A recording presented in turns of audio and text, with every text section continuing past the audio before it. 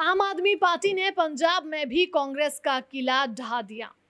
चुनाव में 92 सीटें जीतकर केजरीवाल ने साबित कर दिया कि उनकी राजनीतिक भूख कांग्रेस का शिकार करके ही पूरी होने वाली है। ये दूसरी बार हुआ है जब आम आदमी पार्टी कांग्रेस से सत्ता छीन कर ले गई है। एक बार दिल्ली हार जाने के बाद कांग्रेस दोबारा अभी तक राजधानी में वापसी नहीं कर पाई है। हालांकि ऐसा पहली बार नहीं है जब कांग्रेस को छोटे और क्षेत्रीय दलों से अपना अस्तित्व बचाने के लिए लड़ाई लड़नी पड़ी हो। आजादी के बाद से कई राज्य ऐसे रहे हैं जहां एक बार सत्ता से गई कांग्रेस कभी अपने बल पर वापसी नहीं कर पाई। 5 राज्यों में करारी हार के बाद कांग्रेस नींद से जागी है। कांग्रेस अध्यक्षा सोनिया गांधी 5 राज्यों के चुनाव की हार से सबक लेते हुए पार्टी में नई जान डालने के लिए अब सक्रिय हो गई हैं। 10 जनपद में लगातार बैठकों का दौर जारी है, जिसमें कांग्रेस के भविष्य को लेकर रणनीति बन रही है। चुनावी रणनीतिकार प्रशांत किशोर के फॉर्मूले और कांग्रेस की एंट्री पर मंथन चल रहा है, तो सोनिया लगातार संगठन में बदलाव भी कर रही है। उत्तर प्रदेश और पंजाब समेत 5 राज्यों के चुनाव में करारी हार के बाद कांग्रेस आगामी चुनाव के लिए कोई कोर कसर नहीं छोड़ना चाहती। कांग्रेस के संगठनात्मक ढांचे और कार्यशैली में बदलाव की उठ रही आवाजों के बीच पार्टी की अध्यक्षा सोनिया गांधी एक्टिव हो गई है और अब इस मुद्दे को टालने के मूड में नहीं है। सोनिया गांधी कांग्रेस के राजनीतिक पुनरुत्थान के लिए पार्टी नेताओं के साथ ताबड़तोड़ बैठकें कर रही हैं, तो चुनावी रणनीतिकार प्रशांत किशोर के कांग्रेस रिवाइवल प्लान और उनकी एंट्री की पटकथा लिखी जा रही है। कांग्रेस देश की राजनीति में अपनी सियासी वापसी को लेकर व्यापक योजना बनाने में जुटी है। मई के दूसरे सप्ताह में कांग्रेस का चिंतन शिविर जयपुर में हो सकता है। ऐसे में कांग्रेस शीर्ष नेतृत्व चिंतन शिविर से पहले पार्टी के कायाकल्प का स्वरूप तय करने में जुटा है, जिसके लिए एक रोड मैप भी तैयार किया जा रहा है। सोनिया गांधी एक तरफ ताबड़तोड़ बैठकें कर रही हैं, तो लगे हाथ फैसले भी तेजी से लेती नजर आ रही हैं। चुनावी रणनीतिकार प्रशांत किशोर ने शनिवार को सोनिया गांधी के आवास पर कांग्रेस के तमाम बड़े नेताओं की मौजूदगी में 2024 लोकसभा चुनाव में कांग्रेस रिवाइवल प्लान दिया है। प्रशांत किशोर ने इस दौरान बाकायदा एक प्रेजेंटेशन दिया था और इसमें कांग्रेस की कमियां बताने के साथ साथ उन्हें दूर करने के लिए क्या किया जा सकता है ये भी बताया था। साथ ही कांग्रेस को कितनी सीटों पर अकेले चुनाव लड़ना है और किन राज्यों में गठबंधन के साथ चुनाव में उतरना चाहिए। प्रशांत किशोर के इन सुझावों पर काम करने के लिए सोनिया गांधी ने पार्टी नेताओं की एक कमेटी बनाई है। पिछले 5 दिनों में प्रशांत किशोर सोनिया गांधी के साथ 3 बैठकें कर चुके हैं। ऐसे में प्रशांत किशोर के फॉर्मूले और उनकी पार्टी में एंट्री और भूमिका पर मंथन भी चल रहा है।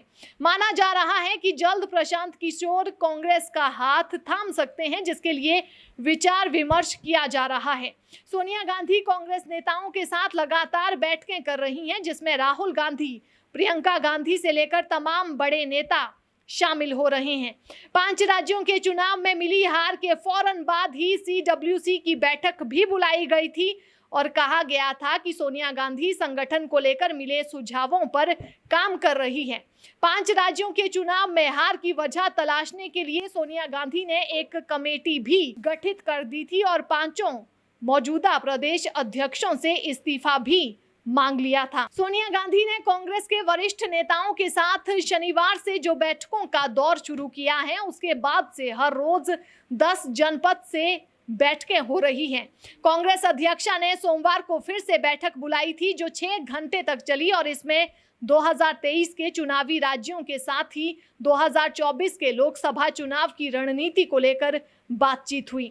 इस दौरान गुजरात, हिमाचल प्रदेश, कर्नाटक, छत्तीसगढ़, मध्य प्रदेश और राजस्थान के विधानसभा चुनावों को लेकर भी चर्चा हुई। इस मौके पर इस बात पर भी चर्चा हुई कि जिन राज्यों में चुनाव है उनमें कहां पर गठबंधन करना है और क्या कमजोरियां हैं और कितनी ताकत है और कैसे नैरेटिव सेट करना है। इसी कड़ी में मंगलवार को मध्य प्रदेश कांग्रेस प्रदेश अध्यक्ष और पूर्व CM कमलनाथ और दिग्विजय सिंह के साथ भी बैठक हुई। इससे पहले राहुल गांधी ने तेलंगाना और झारखंड नेताओं के साथ दिल्ली में बैठक की थी। कर्नाटक, हिमाचल प्रदेश, गुजरात के नेताओं के साथ भी जल्द बैठक हो सकती है। प्रशांत किशोर ने कांग्रेस को सुझाव दिया था कि उत्तर प्रदेश, बिहार और ओडिशा में अकेले चुनाव लड़ें, तमिलनाडु, पश्चिम बंगाल और महाराष्ट्र में गठबंधन के साथ चुनाव लड़ें। इस सलाह पर कांग्रेस नेता सहमत दिखाई दिए। प्रशांत किशोर से मुलाकात के बाद कांग्रेस राजनीतिक मोहरे बिछाकर दांव लगाने शुरू कर दिए हैं। सियासी संकट के बीच भविष्य की रणनीति को लेकर कांग्रेस का चिंतन शिविर राजस्थान में हो सकता है। राजस्थान में 9 साल के बाद कांग्रेस का चिंतन शिविर होने जा रहा है और इससे पहले 2013 में जयपुर में हुआ था, जहां राहुल गांधी को उपाध्यक्ष चुना गया था। कांग्रेस अध्यक्षा सोनिया गांधी एक तरफ संगठन को दुरुस्त कर रही हैं, तो पार्टी के खिलाफ अनुशासनात्मक कार्रवाई करने वाले नेताओं पर भी गाज गिरनी शुरू हो गई है। पंजाब में कांग्रेस की हार के पीछे नेताओं की गुटबाजी और बयानबाजी रही है। ऐसे में पंजाब कांग्रेस के पूर्व प्रमुख सुनील जाखड़ और केरल में कांग्रेस के दिग्गज नेता केवी थॉमस के खिलाफ पार्टी लाइन के खिलाफ जाने के लिए अनुशासनात्मक कार्रवाई के लिए कारण बताओ नोटिस दिया गया है।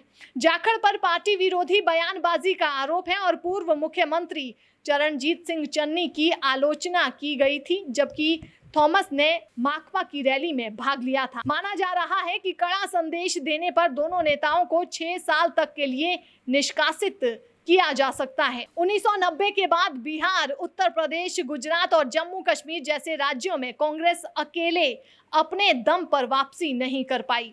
कभी इन राज्यों में अकेले 80% से ज्यादा सीटें जीतने वाली कांग्रेस पार्टी अब इन राज्यों में क्षेत्रीय दलों की मदद के बिना अपने भविष्य के बारे में सोच तक नहीं पा रही है। 2021 में 5 राज्यों बंगाल, केरल, तमिलनाडु, पुडुचेरी और असम में विधानसभा चुनाव हुआ था। इसी तरह 2022 में 5 राज्यों उत्तर प्रदेश, पंजाब, मणिपुर, उत्तराखंड और गोवा में चुनाव हुए। इन 10 राज्यों में देखा जाए तो सिर्फ एक राज्य उत्तराखंड ऐसा है जहां भाजपा से कांग्रेस की सीधी लड़ाई हुई और बीच में कोई क्षेत्रीय दल मजबूत नहीं है। इसके अलावा 9 राज्यों में कांग्रेस की लड़ाई सिर्फ भाजपा के खिलाफ नहीं बल्कि क्षेत्रीय दलों के खिलाफ भी है। ऐसे में साफ है कि क्षेत्रीय पार्टियां अब कांग्रेस के लिए भाजपा से भी बड़ी मुसीबत बन गई हैं।